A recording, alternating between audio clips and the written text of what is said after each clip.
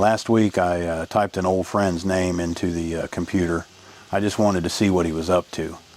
We hadn't talked in years, and I figured I'd find a photo, maybe a phone number, something. I found his obituary instead. He'd been gone 6 years, stomach cancer, 68 years old, and nobody, not one person in this whole world had thought to tell me. I'm 74, and I sat there in my recliner with the rain coming down outside, looking at a screen that told me my friend had been dead longer than some marriages last, and I felt it hit me like it happened that morning. Not 6 years ago. That morning, people warn you about the aches. They warn you about the gray hair and the bad knees and the reading glasses you can never find. But nobody sits you down and tells you the truth about the day you wake up and realize the entire world you grew up in is gone. And here's the thing. This isn't a sad story. I want to be clear about that before we go 1 inch further, because I'm not here to depress you on a perfectly good afternoon. This is the opposite. This is a story nobody tells you, and once somebody finally does, it sets you free. Because the day everything changes isn't the day you lose the world. It's the day you finally understand what it was for. I've got 5 things I want to walk you through today. 5 things I wish somebody had told me at 50 instead of letting me find them out one quiet ambush at a time. Stay with me. The last one is the one that changed everything for me, and I think it might do the same for you. Let me tell you something. None of this happens with a bang. That's the part that gets you. The world doesn't end. It just quietly leaves. It happens little by little. That's the trick of it. The diner on the corner where the waitress knew your order closes, and a phone store goes up in its place. The hardware store run by the man who knew the name of every screw gone. The radio station changes its format. The street you learn to drive on gets a new name. None of it happens on a day you'd circle on a calendar. It happens while your back is turned, while you're busy doing the dishes and paying the bills and living your one regular life. And then one ordinary Tuesday, you drive across town to a place you've been 1,000 times, and it isn't there, and it hasn't been there for a while. You're the last one who didn't get the memo. And it isn't only the buildings. It's the way people are with each other now. There was a time a man left the house and he dressed for the world, a real shirt, sometimes a hat, his shoes shined whether anybody was looking or not. People spoke to a stranger on the street like it was the most normal thing in the world. Now folks walk past one another staring down at a little glowing rectangle, and you stand there as the only person in the parking lot who still says good morning to nobody in particular. The manners you were raised on don't have a home anymore. They live in you, and that's about the last place they live at all. Here's the line I want you to write down. The world you grew up in is never taken from you all at once.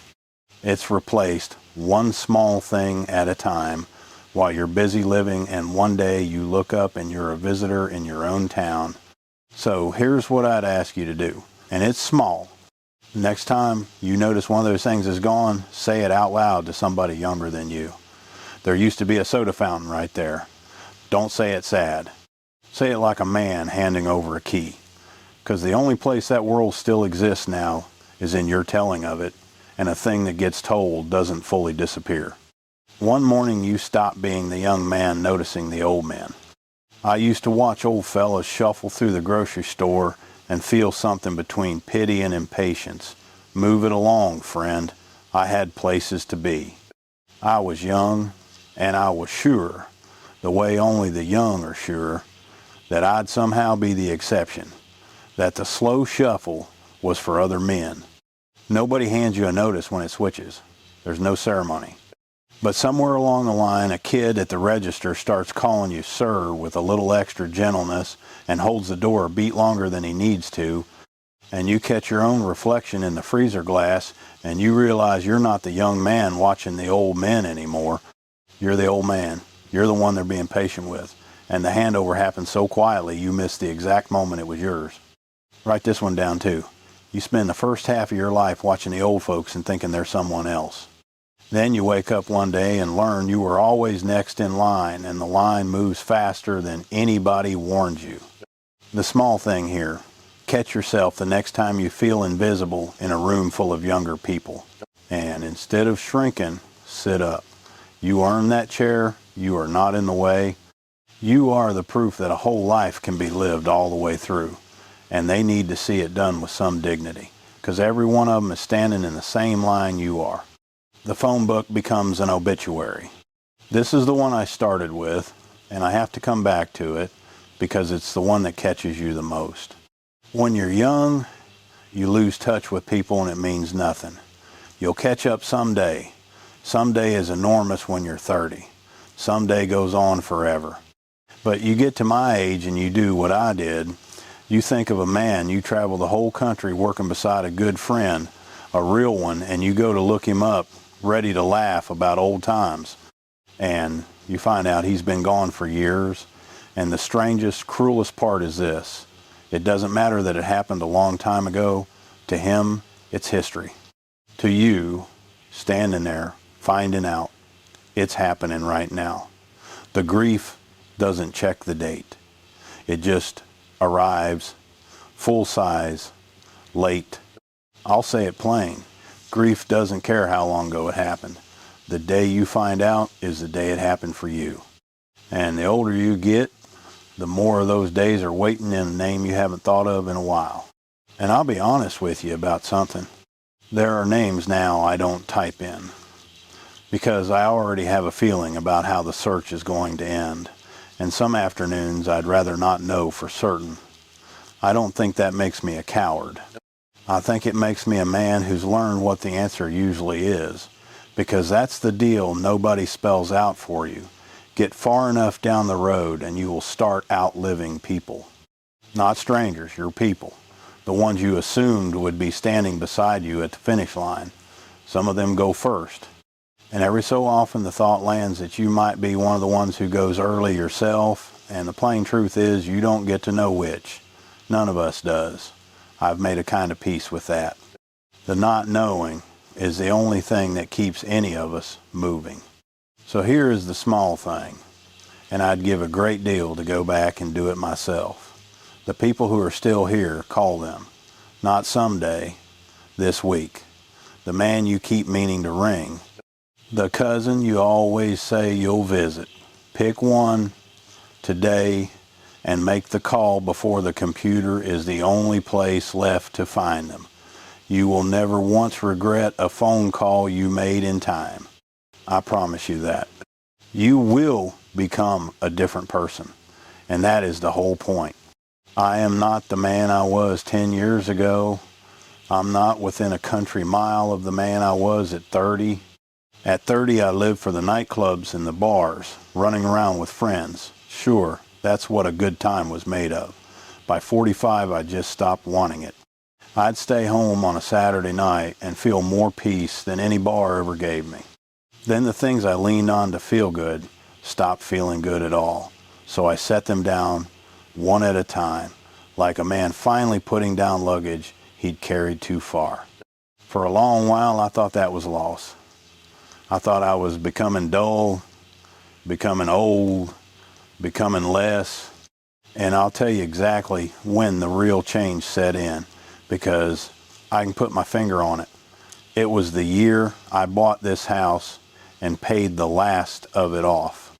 For my whole life up to then, I'd been a moving man, packing up every couple of years, chasing the next job across the next state line, never standing still long enough to become anybody in particular. The day I knew I wasn't going anywhere, the day this was mine and the rent was nobody's worry anymore, something in me finally sat down. You can't grow when you're always pulling up your own roots. Turns out I needed a place to stand before I could become the man I am now. I knew a woman named Margaret who lived 2 doors down, widowed at 61, and for 2 years she apologized for every part of herself that had changed. I'm not who I used to be, she'd say, like it was a confession. And one afternoon I finally told her what I'm about to tell you. Good. You're not supposed to be. Here's the truth, and it's the one that took me longest to believe. If you're the exact same person at 74 that you were at 24, you didn't live a long life, you just had a short one over and over again. The changing is the living. The chapters are the proof you were paying attention. So forgive the old versions of you, the foolish one, the reckless one, the one who made the mistakes you'd never make now. He didn't fail you. He's the reason you're wise enough to be embarrassed by him. That's not shame, my friends. That's growth wearing an old coat. The thing that keeps you alive isn't your body. It's a reason to get up. This is the one. If you remember nothing else from a man rambling on a rainy afternoon, remember this one. Your body's going to slow down whether you make peace with it or you fight it the whole way. That part's not up to you, and I'd be lying to tell you otherwise. But I have watched up close the thing that actually decides whether a person is living or just waiting, and it has nothing to do with the knees or the heart or the number on a birthday card. It's purpose. It's having one reason, even a small one, to swing your feet out of bed in the morning. I get a guilty itch on the days I don't accomplish at least one thing. One, a drawer organized, a neighbor checked on, a few words said to a camera that some kind soul out there decides to watch. That itch is the best friend I've got because it's the thing dragging me forward into another day. And Margaret, the same Margaret, she didn't come back to life when her health improved. It didn't improve much. She came back to life the week she started watching the little ones 2 houses down so a young mother could work. She had somewhere to be. Somebody needed her. That was a whole medicine. Here's a line. A body slows down no matter what you do, but a life only ends the day you run out of reasons to begin one. As long as you've got one small purpose for tomorrow, you are not old. You are just experienced and still on the clock. The small thing, and it's the easiest one on the list. Before you go to sleep tonight, name one purpose for tomorrow out loud. It can be tiny. Water the tomatoes. Write the letter. Call the person from point 3. Just give tomorrow a reason to want you in it. So let me say the thing I came here to say. If you felt it lately, that strange ache that the world moved on and forgot to bring you along, you are not broken and you are not behind. You're not failing because the streets changed and the friends scattered and the face in the mirror got ahead of you. That's not failure. That's the toll for the privilege of getting to grow old at all. And a lot of good people never got to pay it. You are not invisible. You are not finished. You are the keeper of a whole world that doesn't exist anywhere now except in the people who lived it, and that makes you valuable beyond anything the young ones have yet to understand. I'll tell you a strange thought I had in that recliner. People talk about coming back, starting the whole thing over, a clean slate. And the truth is, I wouldn't want it, not if I had to leave everything I learned at the door on my way in. The wisdom is the prize. 74 years of mistakes and burials and chapters is not a load I'm carrying. It's the only thing I'd fight to keep. And you've got your version of it, every one of you. Don't you dare mistake it for nothing just because the world stopped clapping for it. So do the small things. Make the call this week, not someday. Take the walk. Say out loud the name of somebody you miss. Hand a piece of your old world to somebody young enough to carry it forward. And tonight, before you sleep, give tomorrow one good reason to want you.